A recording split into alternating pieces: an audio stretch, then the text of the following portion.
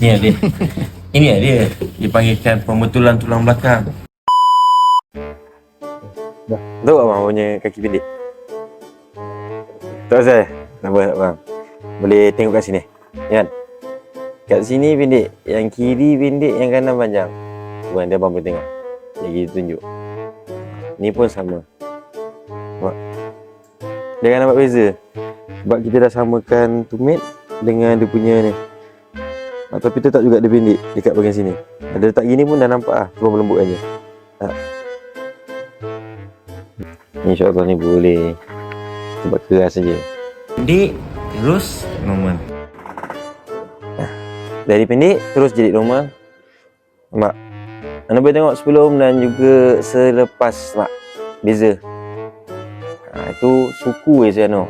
Belum tarik lagi. Simple. Kaki pendek, insyaAllah. Join, depan sini. Kipis melang. Kipis panjang balik.